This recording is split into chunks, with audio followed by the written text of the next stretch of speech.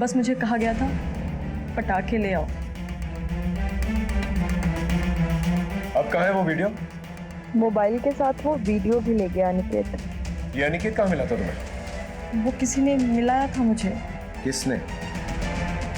वो बाबा आदमी है, ऊपर तक पहुंच है उसके, नुकसान पहुंचा सकता है वो मुझे। तुम फिक्र मत करो, उसका नाम बताओ। बोलो। फूलचंद। वो ज्योति माँ का पति? हाँ, ज्योति माँ का आश्रम तो सिर्फ एक ढाल है, उसके पीछे वहाँ देह व्यापार होता है। उनके पास जो भी बिजनेसमैन आते हैं जो अपनी बीवियों से परेशान हैं, उनको कॉल गर्ल सप्लाई करता है फूलचंद। धर्म सर, एक रीडिंग टीम तैयार करो। इस आश्रम में और भी लड़कियां हो सकती हैं और उस फूलचंद के खिलाफ वारंट निकल। इस आश्रम से 2-2 हत्याएं जुड़ी हैं। ज्योति माँ की, ज्योति माँ की, ज्योति माँ की, ज्योति माँ की। फूलचंद चलो थाने चलो। क्या हुआ था? अंदर ही तलाशी। बात क्या है बताइए ना। वारंट है हमारे पास। सर, हाँ नंबर दो। बेसमेंट में ये लड़कियां मिली।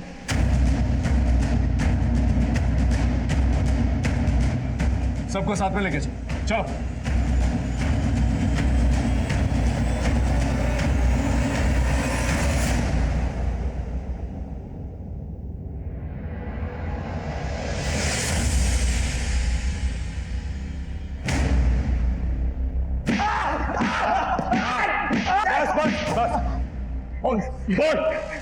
देखिए सर, धंधा था, बड़े बड़े व्यापारियों को सप्लाई जाती थी। इन्हें तनाव मुक्त कराइए। आइए आइए आप। ज्योति माँ की जय।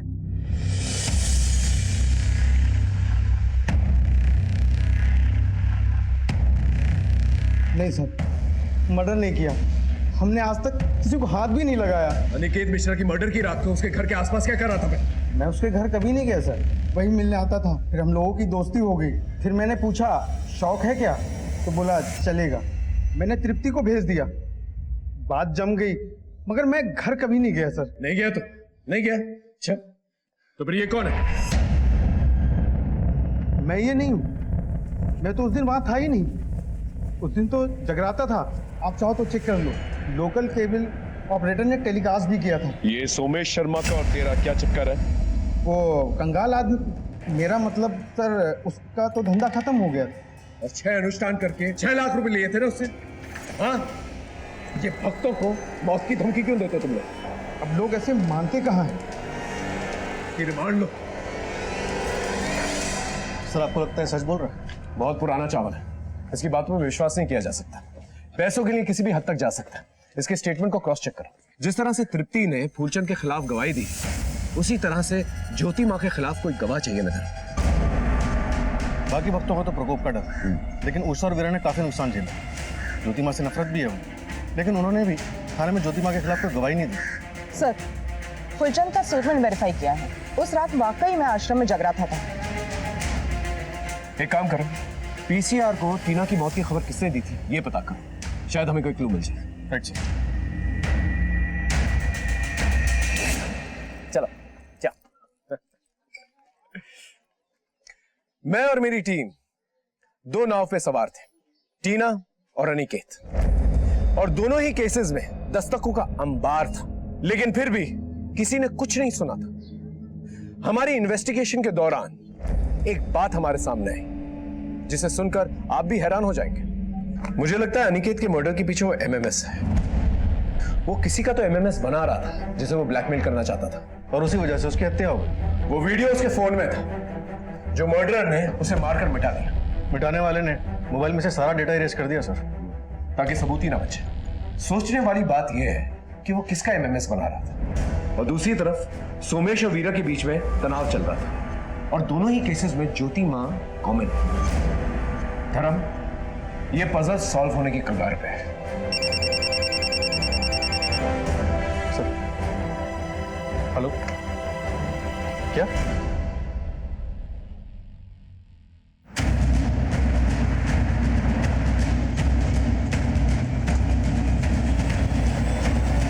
सोमेश का सुबह से ही गए हुए हैं। आपका ये घर बिक रहा है? नहीं तो सोमेश ने किसी प्रॉपर्टी डीलर से बात की, 10 लाख एडवांस भी लिए। अकल नहीं आई अब तक। ज्योति माँ के चक्कर में सब कुछ लुटा चुके हैं। 6 लाख रुपए खर्च कर चुके हैं उसके ऊपर। बोल रहे थे कि 3 अनुष्ठान और करने हैं। अगर ज्योति माँ को पैसे नहीं मिले तो ज्योति माँ। प्रणाम माँ। बिजनेस फेल, घर में तनाव। जब तक अनुष्ठान नहीं करोगे तब तक यूं ही चक्कर काटते रहोगे। कारोबार में 10 लाख का नुकसान हो गया है। ज्योति माँ का बताया उपाय अपनाया?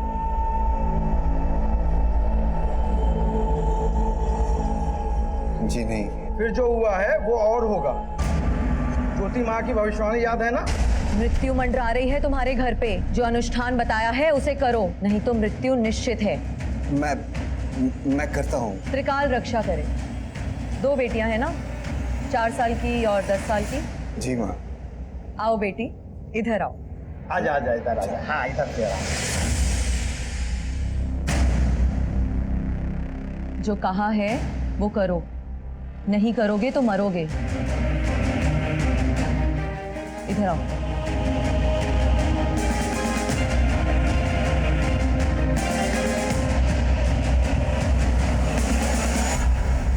प्रणाम माँ। ज्योति माँ, उपाय तो सब किए लेकिन अभी तक कोई सफलता नहीं मिली। अरे पागल हो गए हो? ज्योति माँ पर उंगली उठा रहे हो? तुम्हारा इलाज जल्दी हो जाएगा, मन में काम ना करो। जैसी आपकी आज्ञा माँ। ज्योति माता की, ज्योति माँ की।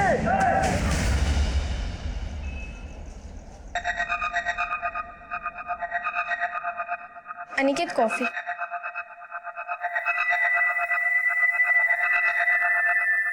अनिकेत, मैं कुछ दिनों के लिए अपने मायके चली जाऊं? नहीं, जब तक अनुष्ठान पूरा नहीं हो जाता तब तक तुम कहीं नहीं जा सकते।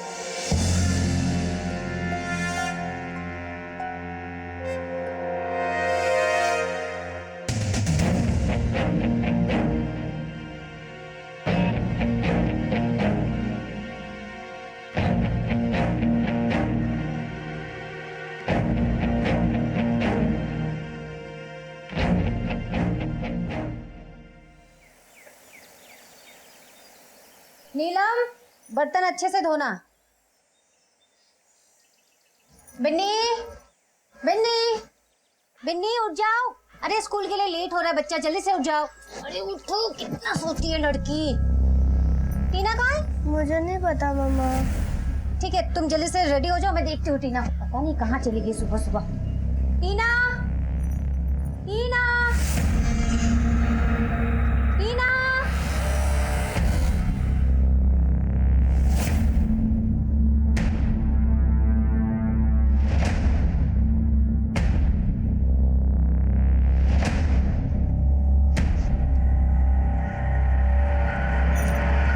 हेलो, टीना आपके साथ है क्या? कैसी बात कर रही हो तुम? अरे टीना कैसे हो सकती है मेरे साथ? लेकिन वो तो घर में भी नहीं है। घर पे नहीं है मतलब? आप जल्दी से आ जाओ, मैंने ढूंढ लिया लेकिन मिल नहीं रही है। आप जल्दी से आ जाओ। मिली क्या टीना? नहीं मिली मम्मा। नहीं मिली। पता नहीं कहाँ चली गई मेरी बच्ची। क्या करूँ मैं अभी, कहाँ ढूंढूं उसे? शोमिश, शोमिश, टीना नहीं मिली अभी तक। नहीं मिल रही है मतलब क्या? गई कहाँ वो? मुझे नहीं पता कहाँ गई वो। उसे ढूंढ के लाओ, मेरी बच्ची को ढूंढ के लाओ प्लीज। टीना को ढूंढ के लाओ प्लीज।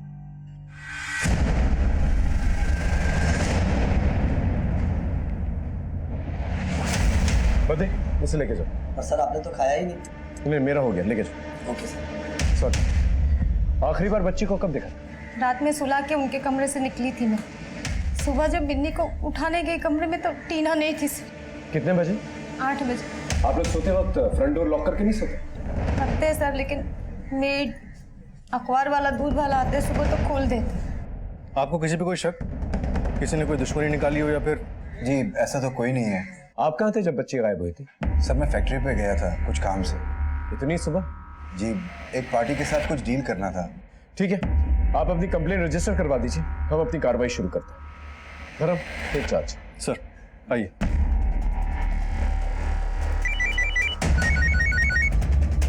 हाँ जी, अच्छा था, लेकिन अगली बार कॉन्टिनेंटल ट्राई मत करना।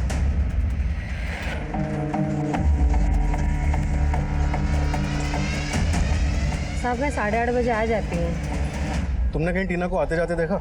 नहीं, तुम्हारे साहब और मालकिन अपनी बच्चियों के साथ कैसे रहते थे? वो तो बच्चियों से बहुत प्यार करते हैं साहब। हमने सभी नाकों और पीसीआर को अलर्ट कर दिया। कोई ना कोई खबर जरूर आएगी। बस आप अपने मोबाइल ऑन रखिए। अगर ये किडनैपिंग फिरौती के लिए की गई है तो कॉल जरूर आएगा। सर बच्ची को कोई घर से उठा ले गया और घर पे किसी को खबर तक नहीं लगी। हाँ, बड़े ताज्जुब की बात है। कोई जरूर कुछ छुपा रहा है। नम्रता, तुम एक काम करो, वो जो आदमी है ना सोमेश शर्मा, उसकी हिस्ट्री निकालो, मेट पे नजर रखो, उनके घर कौन आता जाता है सब पता करो। सर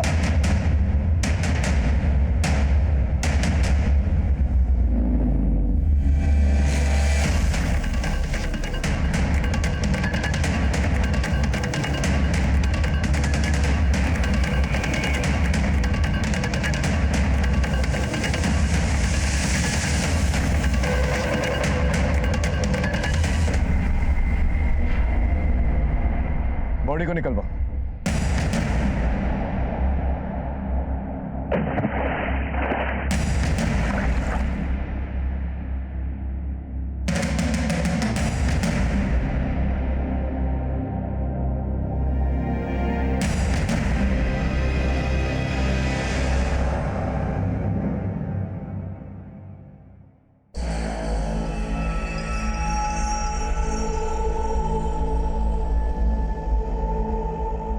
हेलो, क्या टीना?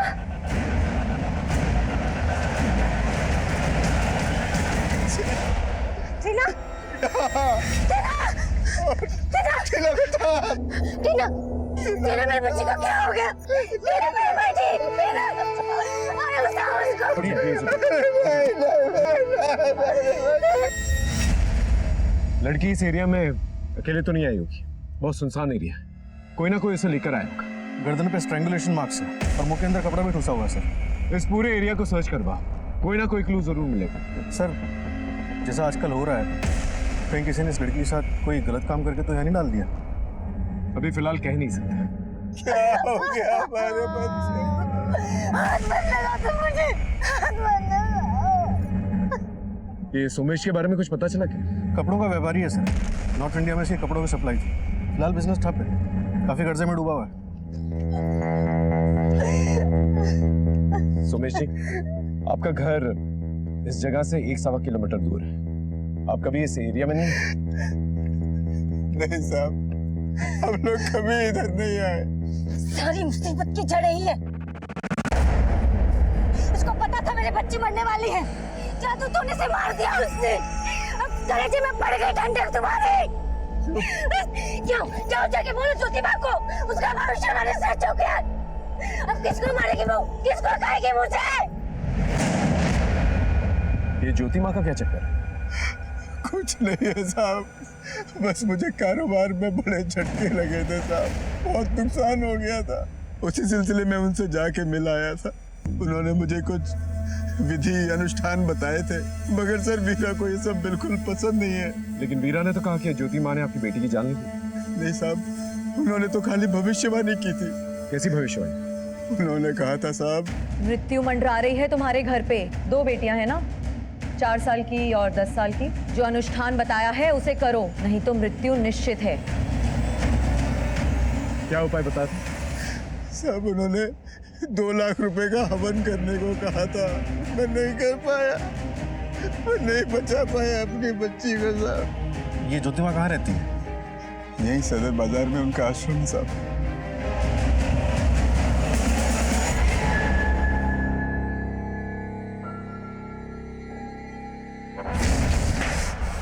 फिर इस बार बात नहीं बनी। आगे ऐसा कब तक चलता रहेगा? बस अब ऐसा लगता है इसके बाद मुझे ही कुछ प्लान बनाना पड़ेगा।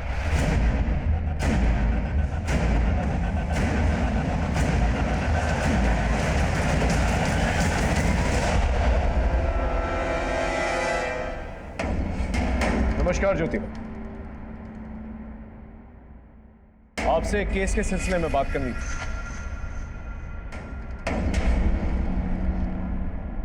जी, हत्या हुई है उसकी, 4 साल की टीना शर्मा, आपके भक्त सोमेश की बेटी। सोमेश की बेटी ने प्राण त्याग दिए। बड़ी ही नेक बच्ची थी। आई थी कुछ दिन पहले हमारे आश्रम में। सोमेश को हमने बताया था कि काल मंडरा रहा है उसके ऊपर, शनि की वक्र दशा है उस पर। उसे निदान भी बताया था, लेकिन नहीं किया। आजकल तो लोग सिर्फ अपनी जेब ही देखते हैं। पर हत्या हुई है उसकी, तो उसे घर से उठा के ले गया और उसे मार डाला। आपने तो भविष्यवाणी भी की थी ना? क्या मैं जान सकता हूँ आपको ये कैसे पता चला? अब थानेदार साहब, अपराध और कानून के बारे में तो हम आपको क्या ही बताएं, लेकिन हाँ, आपको ये जरूर बता सकते हैं कि ज्योति माँ सब जानती है, भूत भविष्य सब कुछ। माँ ज्योति के अंदर एक दिव्य प्रकाश समाया हुआ है, जिससे कुछ भी नहीं छुपता। कानून का भी यही हाल है ज्योति। कानून से भी कोई भी मुजरिम नहीं छिपा। थानेदार साहब, हो गई आपकी बातचीत? ज्योति माँ, आपसे मंत्री जी मिलने आने वाले हैं। 2 मिनट। अरे मंत्री जी बहुत दूर से आ रहे हैं, प्लीज। ठीक है, नमस्कार। सर आपने बुलाया? हाँ सर, एक काम करो, ज्योति माँ के भक्तों की एक लिस्ट निकलवा। तो ज्योति माँ उसका पति कोई ना कोई कांड जरूर कर रहे हैं, और ये भी पता करो कि ज्योति माँ आई कहाँ से, इसका बैकग्राउंड क्या है। सर ये कुछ 3-4 साल पहले आई थी।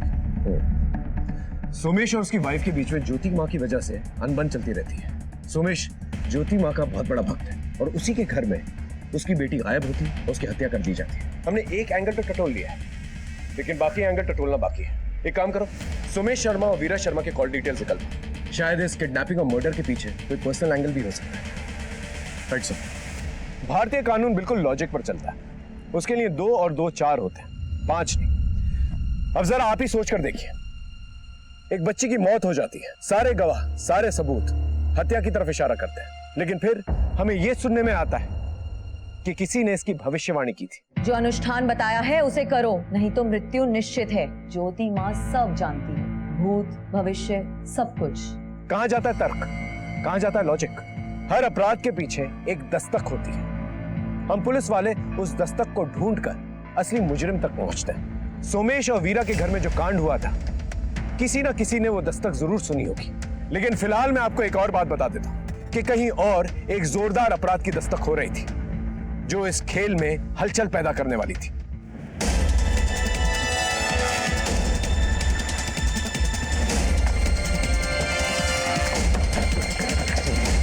गुड मॉर्निंग सर, आइए इस तरफ।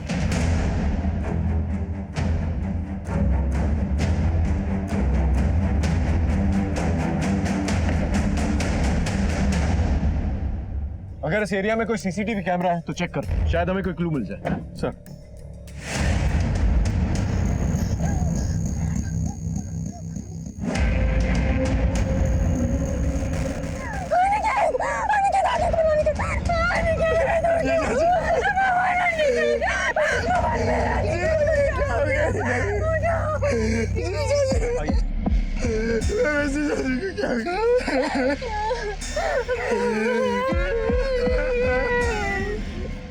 ये अनिकेत की वाइफ है?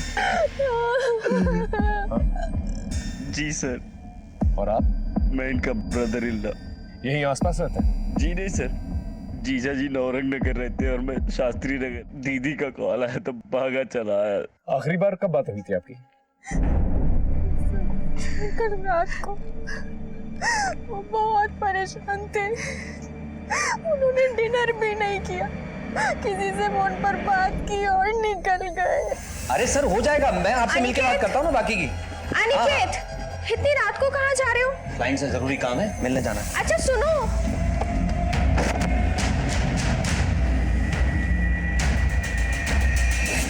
कुछ बताया किससे बात हुई थी?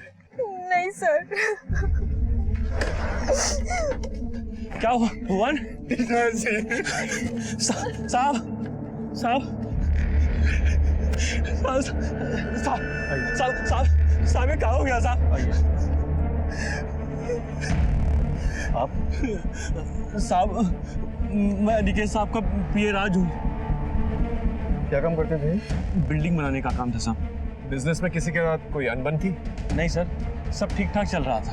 सर ये फोन मिला है जेब से। आप जाइए। सर इसमें से सारा डेटा इरेज किया गया है, ना कोई कॉल रिकॉर्ड्स, ना मैसेजेस और ना पिक्स। मतलब मोबाइल फॉर्मेट किया?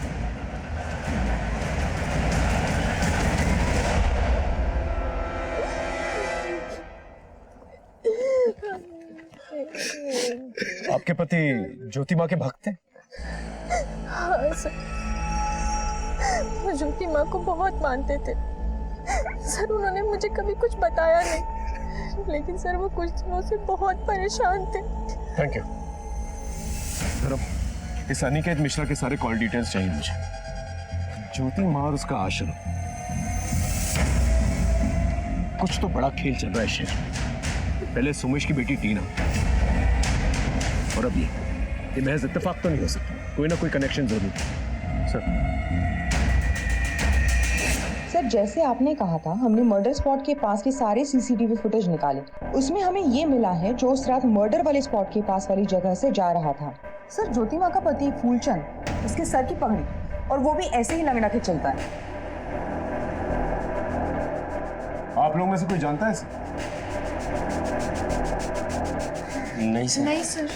कोई अंदाजा आपके पति इससे क्यों मिल रहे थे? पता नहीं सर, घर में तो सब कुछ ठीक था।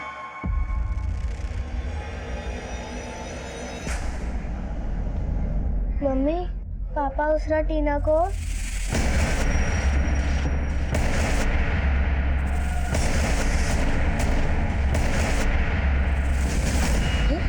पता नहीं क्या किया, फिर थोड़ी देर बाद टीना को वापस कमरे में छोड़ दिया।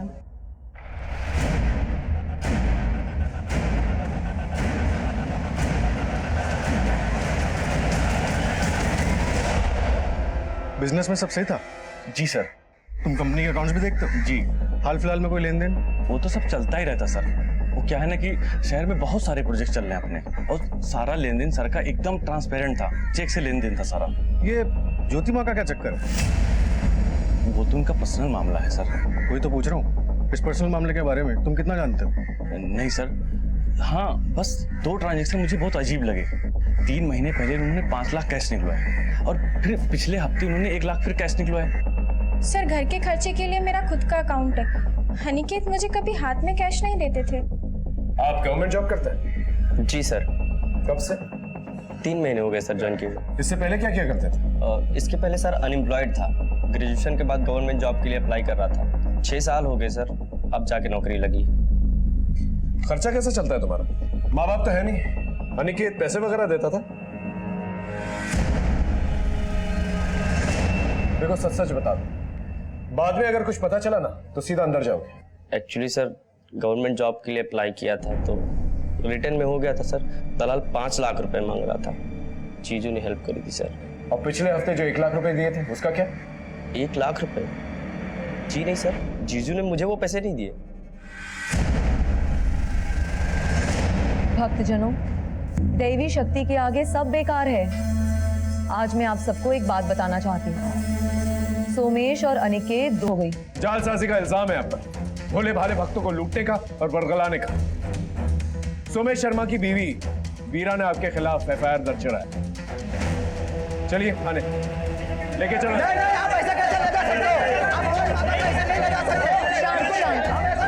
शांत हो जाइए आप सब, चलिए।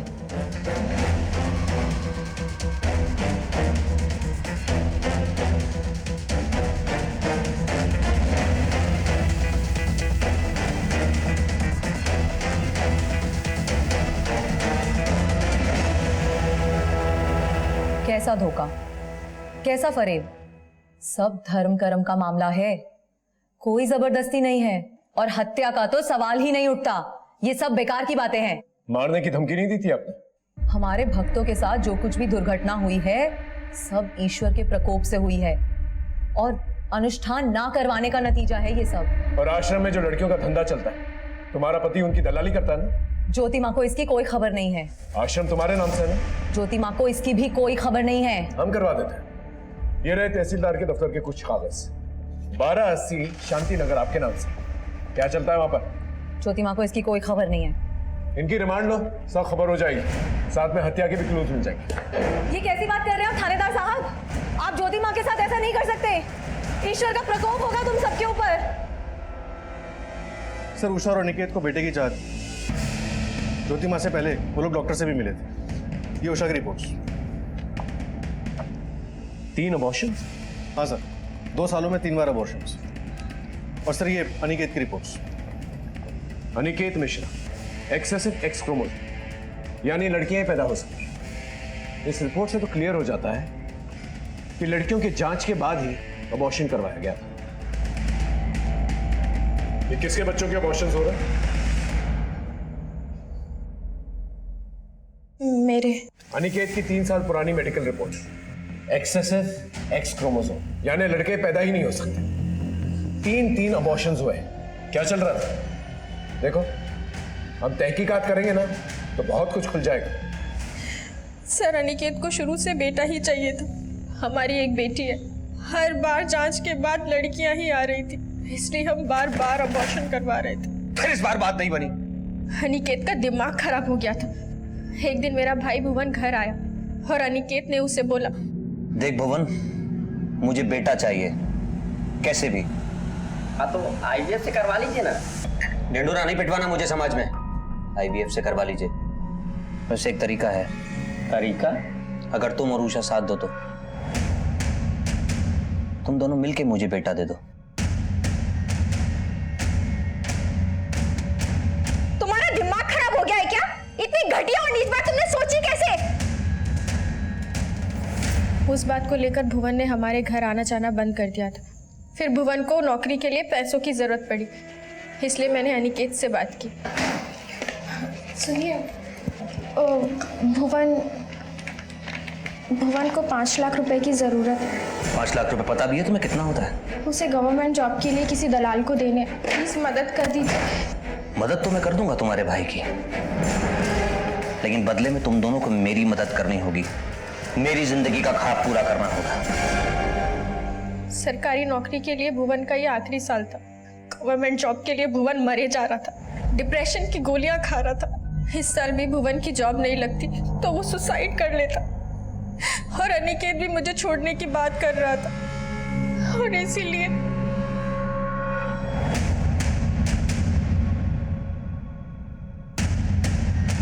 इतना सब होने के बाद भी जांच में हर बार लड़कियां ही आ रही थी, इसलिए बार बार अबॉर्शन करवा रहे थे। और अब भुवन की भी नौकरी लग चुकी थी और उसने अनिकेत को ये घिनौना काम करने के लिए मना कर दिया था। जीजा जी, ये घिनौना पाप और नहीं होगा हमसे। आपको जो करना है कर लीजिए। अच्छा, नौकरी लगने से पहले तो बड़ा पुण्य था ये, नौकरी लगने के बाद पाप हो गया। बता दूं तेरे डिपार्टमेंट में जाकर कि कैसे घूस देकर तेरी नौकरी लगवाई थी? बता दीजिए, आप भी फंसेंगे। बेटा, ये नौकरी और इज्जत जब तक ना मिले ना तब तक पता नहीं चलता है। अकली तब होती है जब नौकरी और इज्जत हाथ से जाती हुई दिखाई देती है। समझा मेरी बात? अब अनिकेत का भुवन पर जोर नहीं चल पा रहा था, इसलिए अनिकेत ने एक और प्लान बनाया। उसने फूलचंद को बोलकर एक कॉल गर्ल को 1 लाख रुपए दिए और उस कॉल गर्ल का और भुवन का वीडियो बनाया। देख लो वीडियो ये, और अब मुझसे ज्यादा होशियार बनने की कोशिश मत करना, समझे? जो चल रहा है वो चलने दो तब तक, जब तक मुझे मेरा बेटा नहीं मिल जाता, वरना ये वीडियो मैं वायरल कर दूंगा। उसने हमारा भी वीडियो बना रखा था। सर, भुवन एकदम टूट चुका था और अनिकेत का जुनून सर चढ़ चुका था। वो बेटे की चाह में वैसी दरिंदा बन चुका था, लेकिन हम लोगों ने भी सोच लिया था अब हम ये घिनौना काम और आगे नहीं होने देंगे, इसलिए हमने एक दिन उसकी शराब में जहर मिला दी।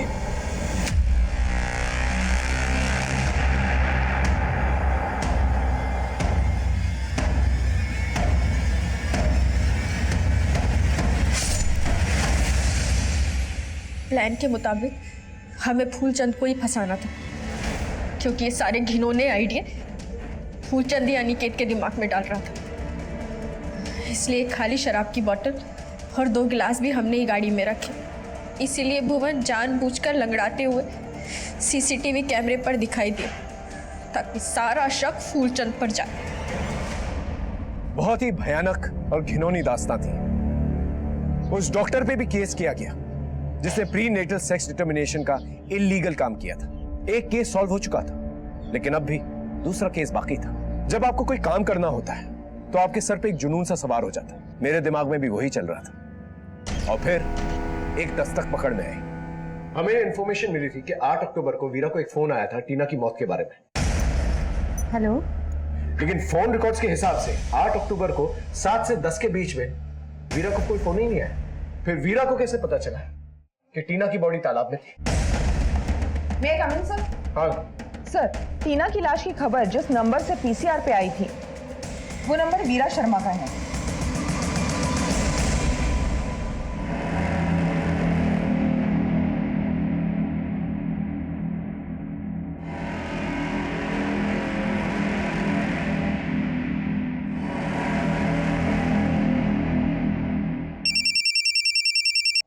हेलो सर, अभी भी वीरा अपनी बड़ी बेटी बिन्नी के साथ टीना के मर्डर वाले स्पॉट की तरफ जा रही है।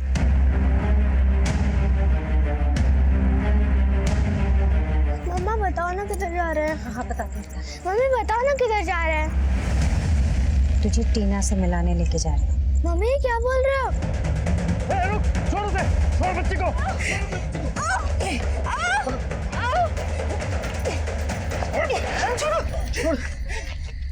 छोड़ो मुझे, छोड़ो, छोड़ो मुझे। बेटा ठीक तो? हाँ?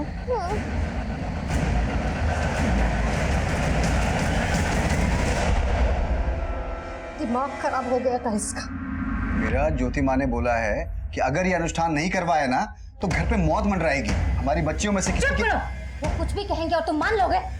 खबरदार, आज के बाद बिन्नी या टीना को उसके पास लेके गए तो सब कुछ लुटा रहा था शोमिस ज्योति माँ के लिए। फीस ना दे पाने की वजह से बच्चे को दूसरे स्कूल में शिफ्ट करना पड़ा। तो ये आदमी हमारे सर से छत छीनना चाहता था। अपने पति की आंखें खोलने के लिए मैंने टीना को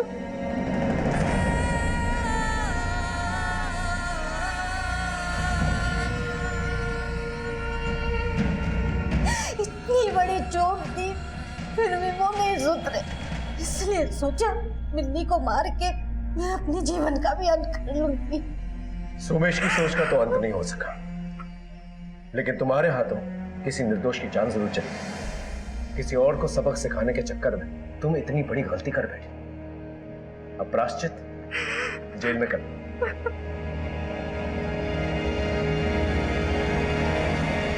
वीरा का मानसिक संतुलन खो रहा था और वहीं अनिकेत, उस पर बेटे की धुन सवार थी और इसी के चलते उषा का सब्र का बांध टूट गया और फिर वो हादसा हुआ जिसे बोलते हुए शर्म आती है मुझे। उम्मीद है ये केस देखकर आपको कुछ सबक हासिल हुआ होगा। फिर मिलेंगे एक नए केस के साथ। तब तक देखते रहिए क्राइम पेट्रोल 10 तक। मकसद बताना नहीं,